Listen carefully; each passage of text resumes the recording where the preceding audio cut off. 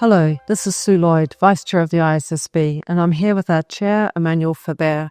We're recording this podcast at the end of our September board week in Frankfurt. Hope those of you in the Northern Hemisphere had a good break over the summer. So in this episode, we're going to be talking about the latest news and work of the board over the past 2 months, some key points from our September board week, and looking ahead to what's coming up next. So, Emmanuel, where do you want to start? Hi, Sue. It's great to be with you here. I would, as always, start by welcoming our audience to the Dog and Pony Show of the ISSB Standards Board.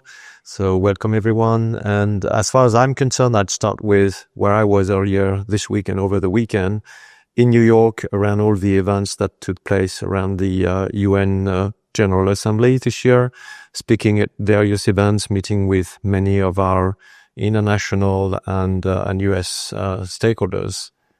What I found striking was that while the geopolitical situation has certainly shifted in certain jurisdictions more than others, the emphasis on good material disclosures and decision useful information for investors continue to be paramount, including actually in the US. Speaking at an EY event as well as one hosted by our very own sustainability partners, where we met with corporates and investors, and it was reassuring to hear that clear, unobscure disclosures about companies' sustainability-related risks and opportunities continue to support good risk management for executives and to support investors in making their capital allocation decisions. So more work to be done here, and a lot to learn from us. The other thing was, I was actually in Brussels the week before, and I want to mention here that, of course, EFRAG's draft simplified IFRS consultation is front of mind for many and for us. The consultation on the IFRS is open to comment until 29th of September, so it's really coming soon at the end. Our initial observations have been that there are some positive aspects for further efficiencies, such as the proposals on industry-based disclosures for IFRS. However, many proposals threaten to pose further challenges to the complexity, including lack of interoperability with the IFRS and in relation to the ISSB. So we have engaged and we intend to engage both EFRAG and the European Commission to discuss further opportunities to improve interoperability, not only for the sake of interoperability, because also we believe interoperability is a huge source of potential simplification before the finalization of the revised IFRS. I'd just like to make a short comment here that I made already in June, that I think the market is really expecting that the level of alignment is not enough now to support the reporters' lack of burden in preparing. What the market is really looking for is true direct equivalence, what we call full direct interoperability. And just to remind everyone that when GRI issued their new climate standards in June, GRI 102, they granted direct equivalence to IFRS S2 on the greenhouse gas emissions measurements. So once you've done that, you only then have to add whatever else is in GRI climate standards to complete the GRI 102 climate standards. And I think this is certainly an option that the EU could consider as opening for companies to be able to prepare IFRS S1 and S2 and then add what is required with this same sort of direct equivalence from which to build, as is basically the ISSB standards remit to be a baseline from which jurisdiction can build to their policy objectives. So let's see how that can develop. For those stakeholders that are affected by divergence between the EU and international reporting, we encourage you to respond to this consultation, although we also have heard from many companies in Europe, that this would also be a very practical way for companies in Europe to also prepare from the ISSB standards and add what is required in addition to that. So, Sue, there have maybe other things that you'd like to add on this particular topic. Yeah, and then maybe I'll make my comments in the context of the Eurofi Financial Forum that I attended last week in Copenhagen, where I saw representatives of EFRAG, but also people from the business and the investment community, and indeed this whole discussion about efficient reporting for those using ESRS, but also the ISSB standards is front of mind everywhere you go. They're not just interested in simplification, they're really thinking about this. What the experience is like for preparers needing to apply both sets of standards.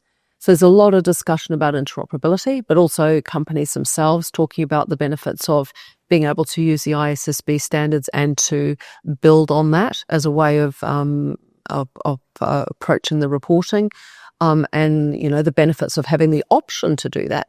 Which doesn't mean that we wouldn't also be interested in working on interoperability, but these things can coexist, and so that was, I think, really clear in the focus of many in the conversations I had, whether they're coming from the investor side or whether they're coming from the preparer side, or indeed those involved in the sort of regulatory ecosystem. This is front of mind for everybody, as it is for us. And I guess that's a good moment to sort of touch on a related note, which was that in August, we decided to publish some new educational material about disclosing information about anticipated financial effects, which is a really important part of the ISSB standards. And we did that for a few different reasons. One, just to make sure that people have a good understanding of the requirements and the standards, and the rationale behind them and why they're important for investors, to make sure that people have a really good understanding of the really important mechanisms we put into those requirements to make it manageable and realistic for companies to provide this information, including quantitative information when possible, and also to provide some examples of what these disclosures might look like to sort of bring it to life a little bit. And we decided to do this now, both because it's really important for all of these companies and jurisdictions in the world who are live using the ISSB standards already, but also because it's timely for the EFRAG consultation, where there is an important question about the approach on disclosures on anticipated financial effects, particularly quantitative information about anticipated financial effects, going so far as having an option that actually an alternative in there that it would be optional to provide quantitative information about anticipated financial effects, which would not only be a really significant difference in our mind from our requirements, but also have an effect on the quality of information available for investors. So it's front of mind for us. So if you haven't looked at that educational material yet, I really would suggest that you have a look at it on our website, because I think it's an interesting document, whether you're looking at it through an ESRS lens or you are an ISSB reporter.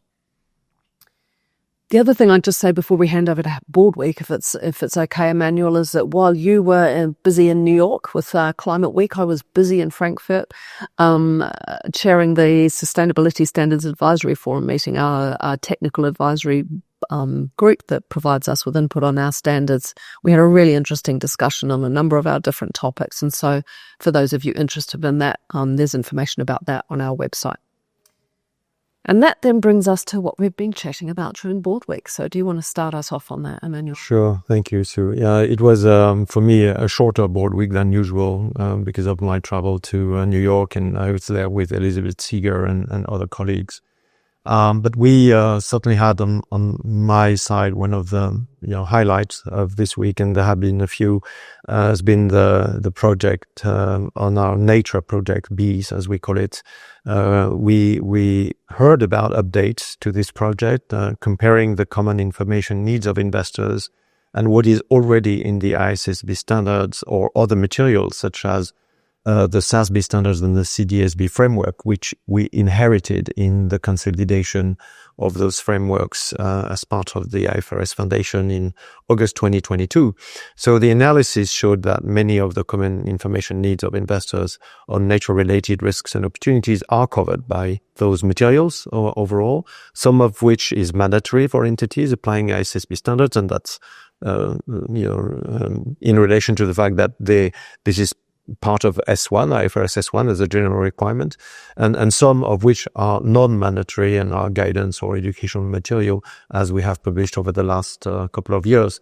So we discussed that further educational materials could help companies apply the standards in specific context in relation to nature, but also we noted that there are clear gaps between the ISSB materials and information that would be important for investors.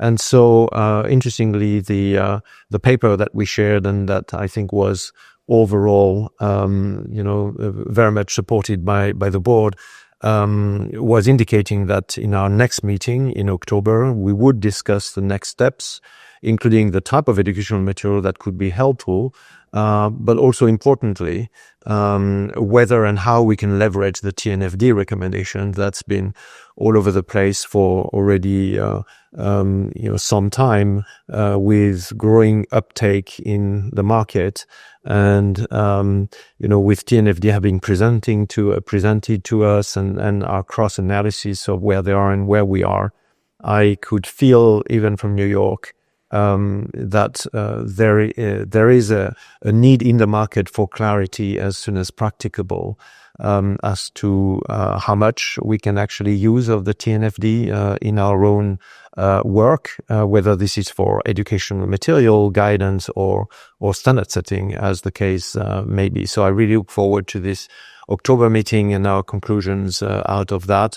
And then there is also for November further conversations, and I just keep in mind something that we shared during summer around the SASB Standards enhancement. We are very conscious of the fact that we already refer in our standards to GRI and the ESRS, and that will be a continued effort in whatever we do in the future on nature, that it's also creating more direct interoperability and common disclosures with these two important sets of materials.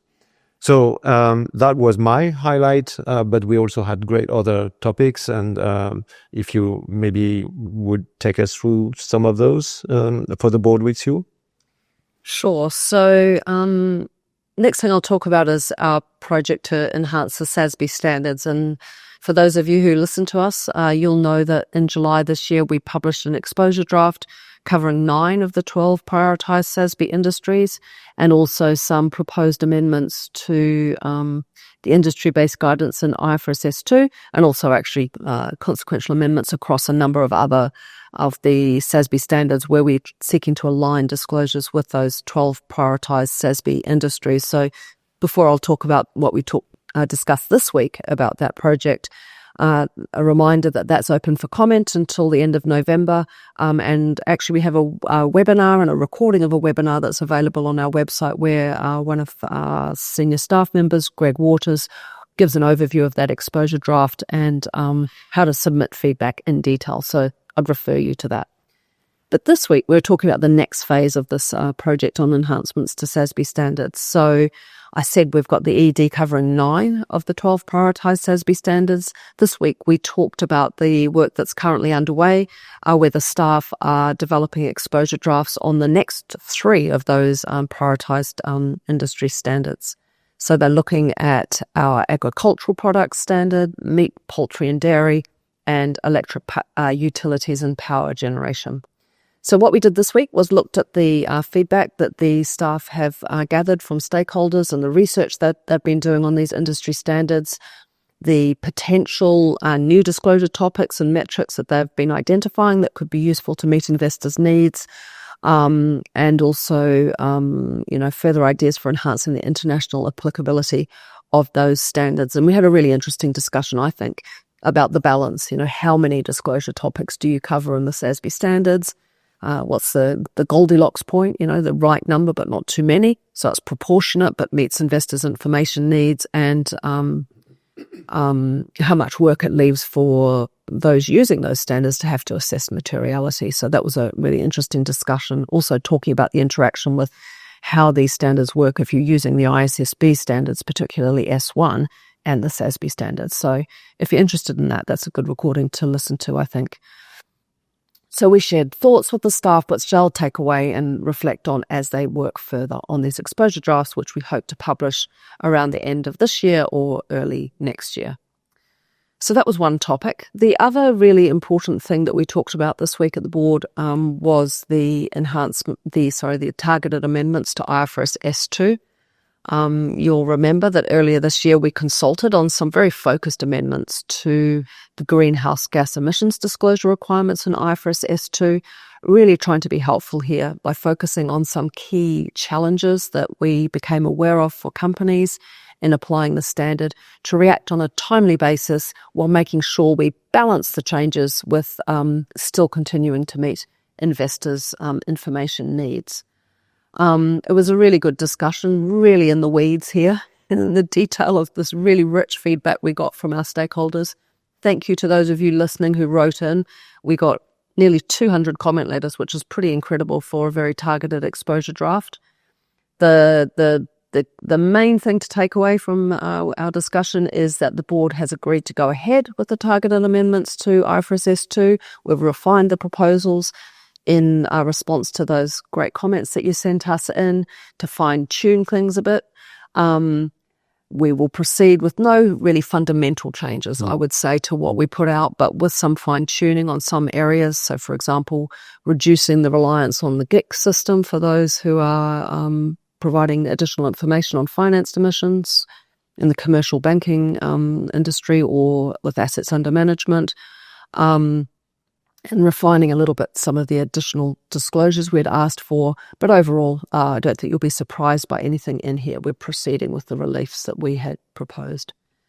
The other thing to know is that the board agreed to make these amendments effective from the beginning of 2027, but to permit entities to apply the amendments as soon as they are published, and we are working super hard to get these amendments out by the end of the year, because we know for some of you who are out there busily applying IFRS S2, it's really important that we have these reliefs available for you to use. So we are beavering away on that as we speak. So that was board week. What's coming up next, Emmanuel? What's coming up next is this week, I'll be traveling, looking forward to be in Turkey, where I will be meeting with the local regulator, the KGK, as well as the Capital Markets Board, but also corporates and others.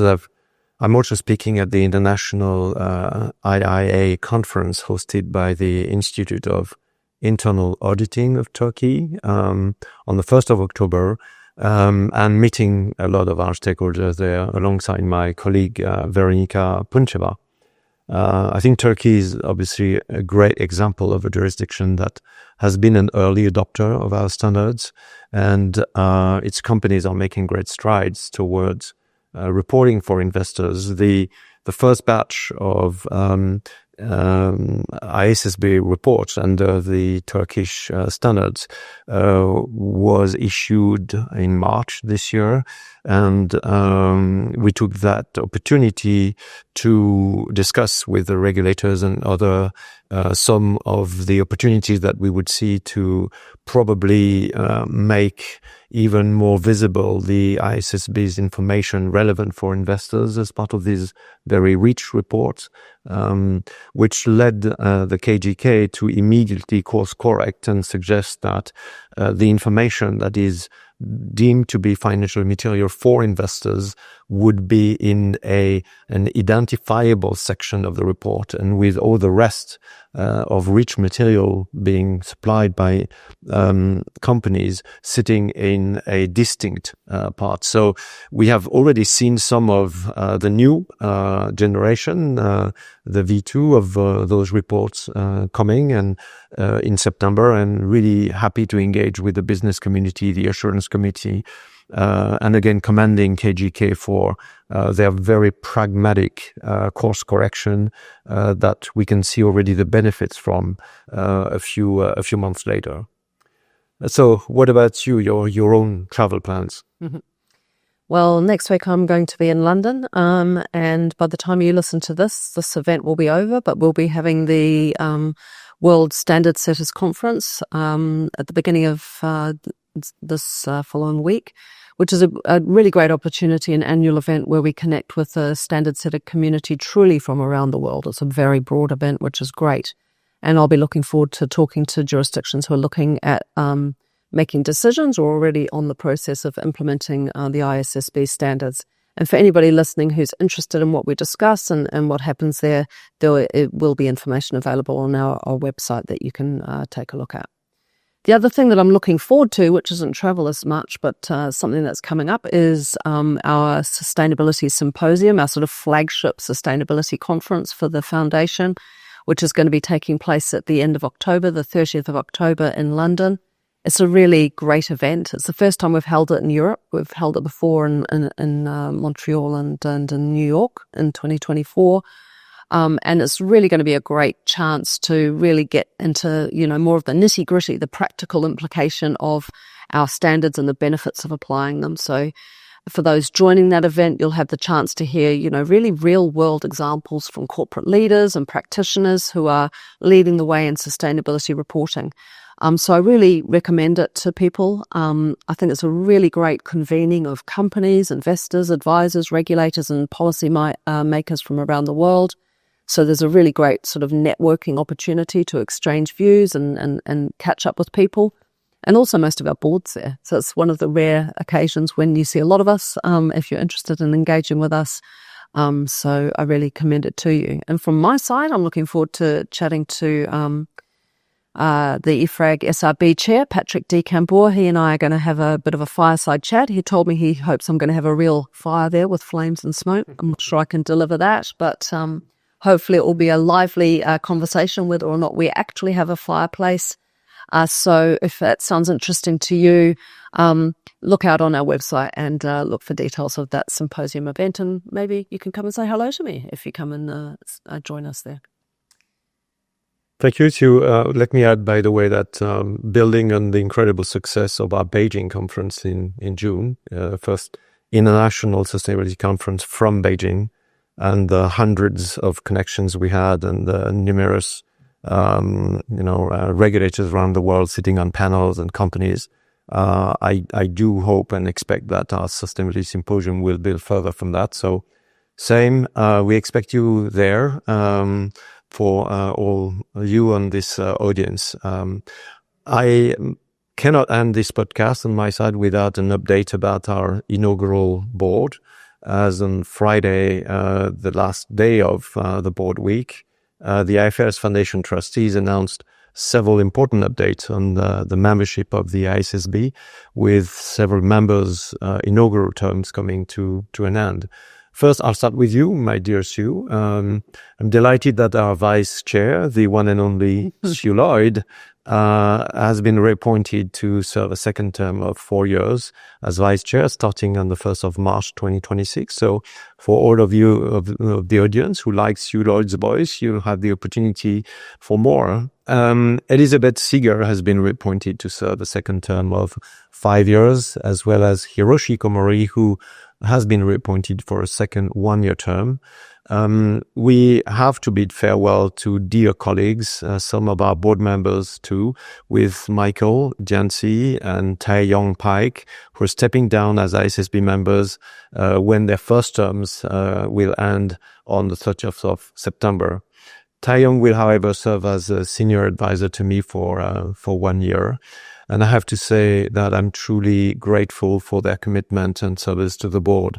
Frankly, as I am for everyone on the board here, it's probably a moment just to say in one sentence that the inaugural ISSB, with its 14 members recruited in the course of the first half of 2022, has for the last 3 years delivered way beyond what we had promised, and certainly what we had promised to ourselves, with now nearly 40 jurisdictions already starting to implement their adoption of the standards.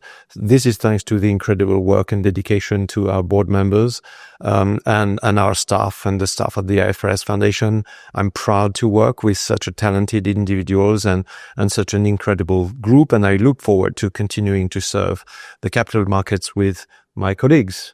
And that will start with next month when we will meet in London, and look forward to updating you from there. Thank you for being with us.